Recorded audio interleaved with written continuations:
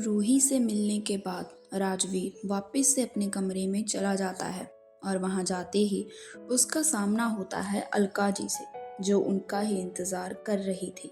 और उन्हें देखते ही राजवीर मन ही मन खुद से कहता है, पहले वो रूही और अब ये। राजवीर अलमारी की ओर बढ़ता है कि अलका जी कहती हैं, आजकल आप इतनी देर कहाँ तक रहते हो राजवीर। राजवीर उनकी बात सुन कहता है, ज्यादा बीवी बनने की कोशिश मत किया करो, अपने काम से मतलब रखो। अलका उनकी तरफ देखते हुए कहती हैं, अपना काम ही कर रही हूँ राज। जब पति रात रात भर बाहर रहे तो पत्नी को पूछने का हक तो है ही। राजवीर उन्हें गुस्से से देखता है और कहता है, पूछो, क्या पूछना है। आज तुम्हें तुम्हारे सारे सवालों का जवाब मिलेगा, बोलो। अलका गहरी सांस छोड़ती है और कहती है, आप रूही के साथ स्टडी रूम में क्या कर रहे थे। राजवीर आंखें छोटी किए उन्हें देखता है और कहता है, ओह तो अब तुम मेरा पीछा भी करने लगी हो। गुड, करती रहो, एक यही काम तो करना आता है तुम्हें। अलका जी कहती हैं, राज, आज आप मुझे बता ही दीजिए कि आपने मुझसे शादी क्यों की थी, जब आप मुझे अपनी पत्नी मानते ही नहीं। राजवीर उनके पास आता है और कहता है, जानना है तुम्हें तो सुनो। दिमाग खराब हो गया था मेरा, जो उस बुड्ढे की बात मान तुमसे शादी कर बैठा। क्या लगा था मुझे कि तुमसे शादी कर लूंगा तो ये सारा पैसा, ये सारी शौनो शौक तो मेरी हो जाएगी, पर नहीं। शादी के बाद पता चला कि मुझे तुम्हारे पहले पति की कमाई का सिर्फ 10% ही मिल रहा है, सिर्फ 10%। और ये जानने के बाद कि मैं सारी प्रॉपर्टी का मालिक नहीं हूँ, तुम चाहती हो कि मैं तुम्हें रानियों की तरह रखूँ, हाँ।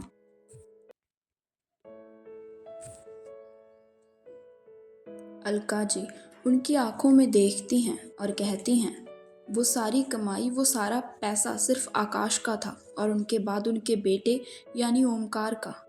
और आप भी तो ओमी को अपना बेटा मानते हैं, तो फिर इस सब में क्या हर्ज है कि क्या किसके नाम पर है। राजवीर व्यंग से मुस्कुरा देता है और कहता है, क्या हर्ज है ये तुम मुझसे पूछ रही हो। ये तुम भी जानती हो कि ओमकार कोई मेरा अपना खून नहीं है, और मैं क्यों चाहूंगा कि मेरा हिस्सा उसके पास रहे। और मैं तंग आ चुका हूँ इस सब से कि हर चीज के लिए मुझे उस ओमकार की परमिशन की जरूरत पड़े। आप ओमी को गलत समझ रहे हैं। उसने आज तक कभी नहीं चाहा कि उसके डैड कभी उससे किसी चीज के लिए परमिशन ले, और उसके लिए उसने सारा काम सब कुछ आपको ही तो सौंप रखा है राज। अलका जी इतना कहती हैं, रियली, तुम्हें ये लगता है, पर तुम्हें पता है कि मुझे सिर्फ नौकरों जैसा महसूस होता है जब भी मैं कोई काम करता हूँ। पहले उस आकाश का नौकर, अब उसके बेटे का नौकर। राजवीर गुस्से में कहता है तो उसकी बात सुन अलका जी कहती हैं, मुझे आज पता चला कि आपके दिल में मेरे बेटे को लेकर कितनी नफरत भरी हुई है। आज तक मुझे लगता आया था कि आप किसी और से ना सही पर ओम से ज़रूर प्यार करते हैं, और इसीलिए मैं आज तक सब सहती आई, पर अब और नहीं। आप जैसे लोग कभी बदल ही नहीं सकते मिस्टर राजवीर, कभी नहीं। और अब मैं ये सब सहन नहीं करूँगी। इतना कहकर अलका जी टेबल पर पड़े डाइवोर्स के पेपर उठाती हैं और राजवीर के चेहरे पर फेंकते हुए कहती हैं, साइन कर दीजिए। ये कहकर वो गुस्से से बाहर चली जाती है और राजवीर की पकड़ उन पेपर्स पर कस जाती है और वो खुद से कहता है, इतनी आसानी से नहीं अलका, इतनी आसानी से नहीं। जब तक रूही के जरिए मैं ये सब कुछ अपने नाम पर नहीं करवा लेता, तब तक तो तुम्हें मेरे साथ ही रहना होगा। इतना कहकर राजवीर एक नज़र उन पेपर्स को देखता है और गुस्से से उसकी मुट्ठियां भिंच जाती हैं। वहीं दूसरी तरफ रूही अपने कमरे में थी और अपने हाथ में पकड़े उन पेपर्स को देख रही थी, जो उसे राजवीर ने उसकी और ओमकार की शादी तय करते समय दिए थे। और उन्हें देखते हुए वो खुद से कहती है, बेचारे राजवीर अंकल, उन्हें क्या लगता है कि मैं ओमकार से साइन करवाकर सारी प्रॉपर्टी उनके हाथ में दे दूंगी कि ये लीजिए ससुर जी, ये सब आपका ही तो है।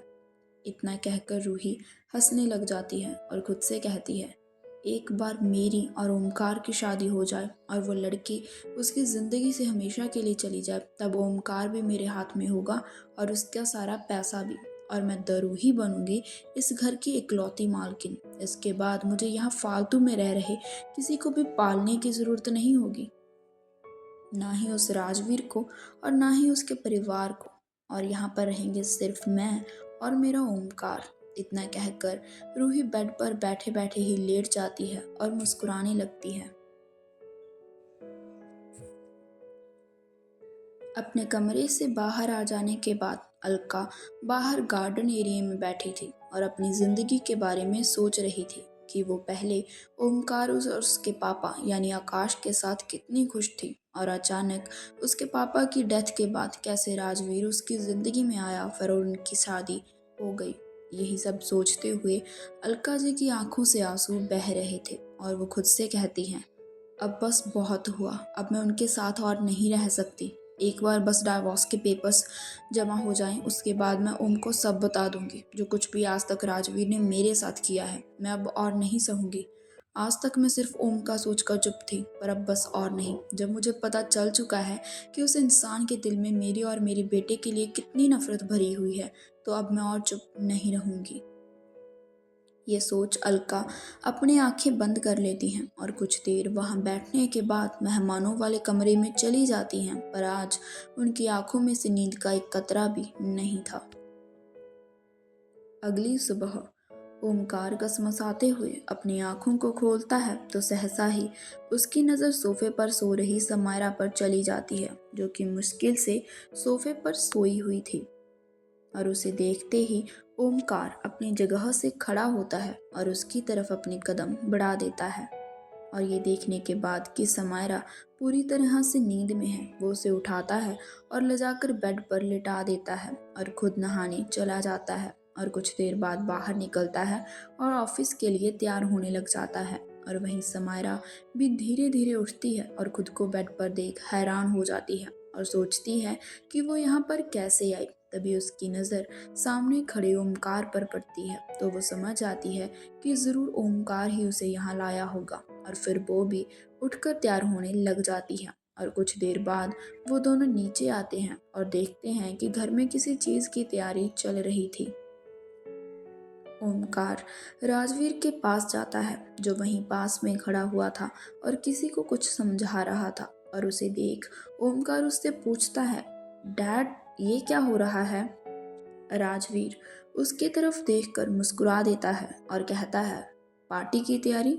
ओमकार नासमझी में उससे पूछता है, पार्टी पर किस लिए? राजवीर उसकी तरफ देखता है और कहता है, खुशियां मनाने के लिए किसी कारण की ज़रूरत थोड़ी होती है, और ये तो मैंने ऐसे ही रख ली, सोचा कि इस बहाने रूटीन में थोड़ा चेंज हो जाएगा।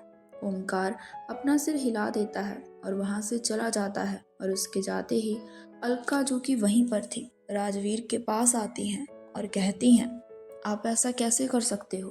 कभी क्या तो कभी क्या।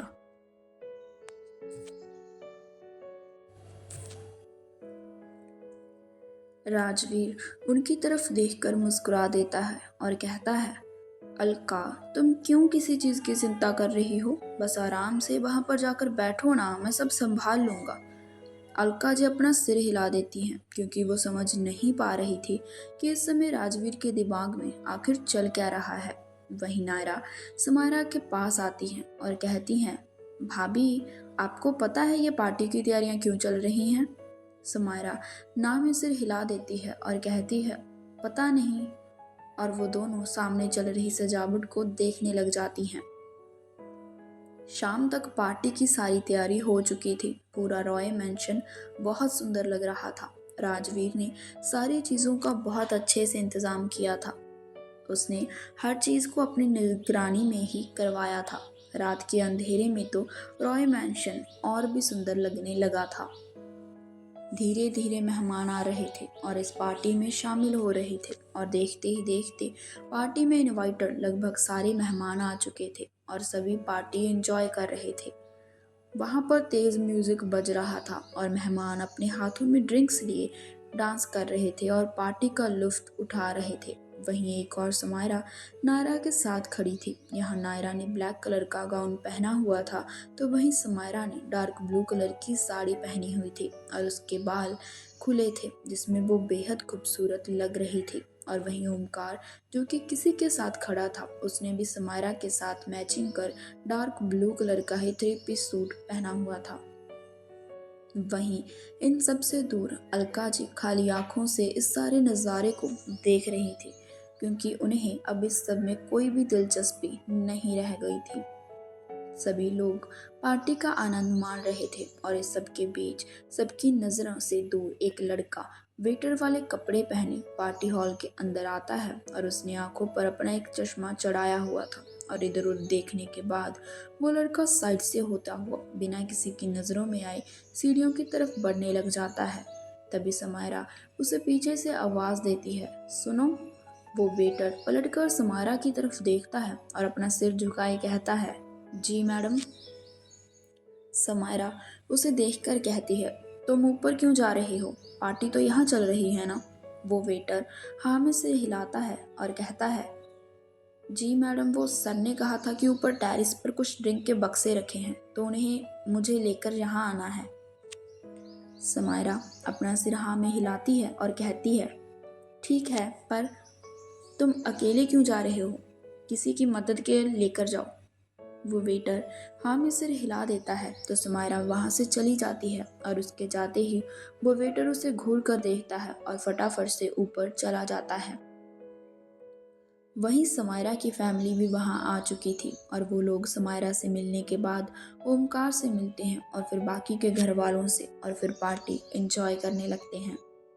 वहीं रूही वहां बने बार काउंटर के पास लगी चेयर पर बैठी थी और अपने हाथ में एक गिलास को घुमाते हुए सामने की ओर देख रही थी, जहां पर ओमकार और समायरा एक साथ खड़े थे और किसी से बात कर रहे थे। रूही खुद से कहती है, ये राजवीर कुछ नहीं करने वाला, अब जो करना है वो मुझे ही करना होगा। इतना कहकर रूही वहां से उठती है और बाहर गार्डन एरिया में चली जाती है और किसी को फोन लगा देती है।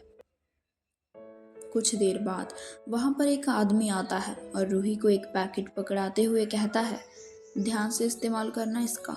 रूही उस आदमी की ओर नोटों की एक गड्डी बढ़ाते हुए कहती है, तुम्हारा काम हो गया, अब यहाँ से जा सकते हो और आगे से मुझे ज्ञान देना ही मत, समझे।